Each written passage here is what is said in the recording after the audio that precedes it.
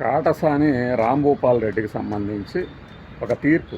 ఆయనకి భద్రత కల్పించాల్సిన రాష్ట్ర ప్రభుత్వం భద్రతని తీసేసింది అనే దాని మీద ఆయన కోర్టుకు వెళ్ళారు.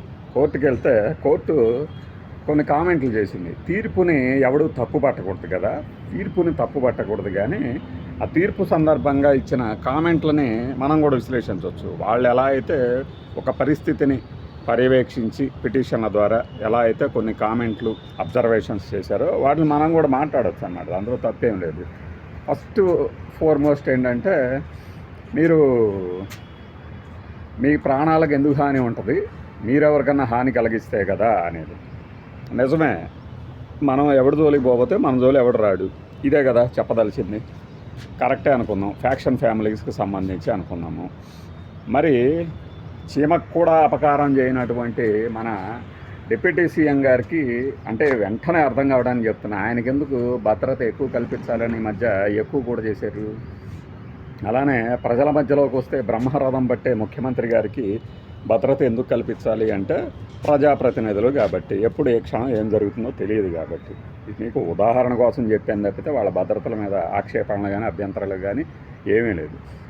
ఇంకొక కామెంట్ ఏంటంటే, అసలు పాలసీ కాదు, ముప్పును బట్టి రాష్ట్ర ప్రభుత్వం కానీ కేంద్ర ప్రభుత్వం కానీ నిర్ణయాలు తీసుకుంటుంది.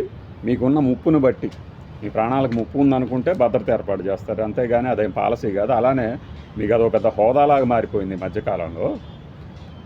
మీరు ప్రభుత్వ ఏజెన్సీలు ఎందుకు, ప్రైవేట్ ఏజెన్సీలు ఇంకా బేషుగ్గా పనిచేస్తున్నాయి కదా, మీరు డబ్బులు ఉన్న కాబట్టి మీరు ప్రైవేట్ సెక్యూరిటీని పెట్టుకోవచ్చు కదా అని సూచించారు. కరెక్టే, ప్రైవేట్ సెక్యూరిటీ ఏజెన్సీలు పెట్టుకుంటారు, కానీ ఏదైనా జరిగినప్పుడు ప్రభుత్వానికి సంబంధించినటువంటి విధుల్లో ఉన్నటువంటి భద్రతా సిబ్బంది అయితేనే ఆ భద్రతా సిబ్బంది ఇచ్చినటువంటి వాంగ్మూలాలు కానీ సాక్ష్యాలు కానీ పరిగణలో తీసుకుంటారు. ప్రైవేట్ సెక్యూరిటీ ఏజెన్సీ ఏముంది, ఆయన ఏం చెప్తే అదే మాట్లాడతారు కదా అని ఒక వాదన ఉంటుంది. ఇప్పుడు జగన్మోహన్ రెడ్డికి కానీ ఇంకొకళ్ళకి కానీ ప్రైవేట్ సెక్యూరిటీ లేకుండా ఉంటుంది. ఆడ డబ్బులు ఉన్నవాళ్ళు కాబట్టి మీరు ఏర్పాటు చేసుకోవచ్చు అంటే, రేపు లేదు నాకు ప్రభుత్వ సెక్యూరిటీ అంటే ట్రైన్డ్ ఆఫీసర్ల సెక్యూరిటీ కావాలి, డబ్బులు నేను ఇస్తా అన్నా అనుకోండి, అప్పుడు మీకు పర్వాలేదా? లిటిగేషన్ కదా, డబ్బులే అంత ఖర్చు పెట్టి మీరు ఎందుకు ఇలా ప్రభుత్వ భద్రత అడుగుతున్నారు అన్నప్పుడు, నాకు ప్రభుత్వ అధికారులు అయితే వెల్ ట్రైన్డ్ సుక్షితులైన సాయుధులైనటువంటి ఆ సెక్యూరిటీ సిబ్బంది దొరుకుతారు కాబట్టి నేను అడుగుతున్నాను, డబ్బులే కనుక మీకు అభ్యంతరం అయితే అవి నేను ఇస్తాను అంటాడు. అప్పుడు ఇచ్చేస్తారా? పాలసీకి సంబంధించిన మ్యాటర్ అయిపోద్ది అప్పుడు? కాదు కదా, ఖర్చే కనుకైతే అది. కానీ ఈ సందర్భంగా కామెంట్లు, ఇప్పుడు మిమ్మల్ని మీ ప్రత్యర్థులు 4 కోస్తామని బెదిరించారు, అది అంటారు కానీ అలా ఏం చెయ్యరు అట. జోయ్ మాల్యా బాగ్చి గారు, సూర్యకాంత్ గారు ఏమో చీఫ్ జస్టిస్ ఆఫ్ ఇండియా. ఈయన ఇద్దరు కలిసి విచారించిన ధర్మాసనం ఇది.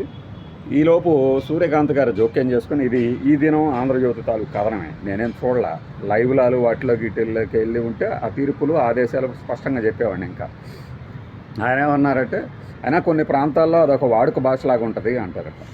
ఓకే, వాడుక భాష అయి ఉండొచ్చు. అంటే ఒక పిటిషనరు నా ప్రాణాలకు ముప్పు ఉన్నది, నాకు భద్రత కల్పించండి, రాష్ట్ర ప్రభుత్వం నాకు ఇవ్వడం లేదు అని వచ్చినప్పుడు ఇలాంటి కామెంట్లు ఏంటంటే ఈ మధ్యకాలంలో నేనైతే వినలా, అందుకే విచిత్రంగా అనిపించి చెప్తుంది. ఇంకొకటి ఏంటంటే, ప్రభుత్వ భద్రత కంటే కూడా ప్రైవేటు సెక్యూరిటీ ఏజెన్సీలే బ్రహ్మాండంగా ఇస్తున్నాయి కదా అన్నారు. మరి అది ప్రభుత్వానికి చంపపెట్టు కదా, ఇదేంటి ఎంత just like that passing comment చేశారా అంటే, మరి దాన్ని కూడా హెడ్లైన్గా పెట్టుకోవచ్చు. మీకు భద్రత అవసరం లేదు అనే దానికన్నా కూడా ప్రభుత్వ భద్రత ఎందుకు, మీ డబ్బులతో ప్రైవేట్ సెక్యూరిటీని ఏర్పాటు చేసుకోండి, అవి ఇంకా భద్రతగా ఉంటాయి అని. మోర్ సేఫ్టీ అంటే ఎక్కువ సేఫ్టీ ఇస్తాయి అవి అని చెప్పినట్లు కదా. ఇక ఫ్యాక్షన్ ఫ్యామిలీసు, మీరెవరి జోలికి పోతే మీ జోలి ఎవరికి రారు అనేది ఒక వితండ వాదన. మనం ఫలానా వాడు జోలికి వెళ్తేనే మటర్లు అయ్యారా జరిగిన కాలంలో అన్నీ?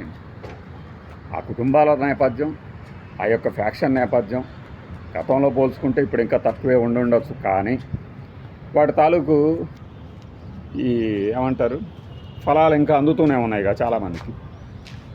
వాటి తాలూకు ఫలాలు అనుభవిస్తూనే ఉన్నారు, ఆ పర్యవసానాలు కానీ మరొకటి కానీ. అంచేత ఫ్యాక్షన్ ఫ్యామిలీస్లో ఇలాంటి డైలాగులు మామూలే అంటే ఇదే ఇంకొక పెద్ద కామెంట్. పైగా మీరు ఓడిపోయారు, 2024లో ఓడిపోయారు కదా, గెలిచుంటే మీకు భద్రత దక్కి ఉండేది అట. గెలిచి ఉంటే భద్రత అనేది ఏ భద్రత? సామాజిక భద్రత, లేకపోతే ఈ సెక్యూరిటీ గన్మెన్లు 2+2 గన్మెన్ల భద్రత? గెలిచి ఉంటేనే భద్రత దక్కుతుంది అనేది రాజకీయపరమైన వ్యాఖ్యలాగా అనిపిస్తుంది. అంటే గెలిచిన వాళ్ళందరికీ సెక్యూరిటీ ఇచ్చేసేయాలా ఇప్పుడు? మన ఊర్లలో ఎమ్మెల్యేలు అందరికీ 2+2 ఉన్నారా? నాకైతే తెలవదు. అంటే ఈ కామెంట్లని హైలైట్ చేసిన తీరు, వాళ్ళు ఏ ఉద్దేశంతో, ఎలాంటి పిటిషనర్ తాలూకు వాదనతో, ఏ సందర్భంలో మాట్లాడినా కానీ ఇలాంటి కామెంట్ని హెడ్లైన్లుగా పెట్టినందుకు ఒక విచిత్రమైన ఇదనమాట.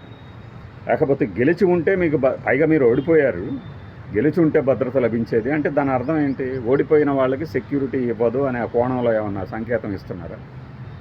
అంటే ఎమ్మెల్యే కాదు కదా మీరు, మాజీ ఎమ్మెల్యేలకు కూడా 2+2 ఇచ్చే పాలసీ లేదు అనేది అందులోని అంతరార్థం అయితే ఓకే. లేకపోతే గెలిచిన వాళ్ళకే మేము సెక్యూరిటీ ఇస్తాము, ఓడిన వాళ్ళ విషయంలో మేము ఇవ్వలేము అంటే అది తప్పుడు సంకేతాలే.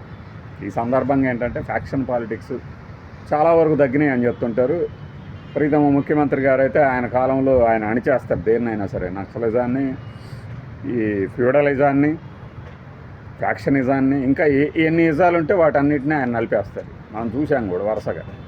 ఈ కోణంలో ఈ తీర్పుని ఎలా అన్వయిస్తారు అనేది ఆ హెడ్డింగ్లు బట్టే ఉంటుంది కదా, వార్త బయటకు వచ్చిన తీరుని బట్టే ఉంటుంది. కానీ అసలు వాస్తవంగా ఏం జరిగింది లోపల ఏంటి అంటే, సుప్రీంకోర్టులో ఆయనకి భద్రత కల్పించడానికి నిరాకరించాల కోసమేరి పదే రాష్ట్ర ప్రభుత్వాల తాలూకు యంత్రాంగాలకే వదిలేశారు ఆయనకి సెక్యూరిటీ ఇవ్వాలా వద్దా అనేది.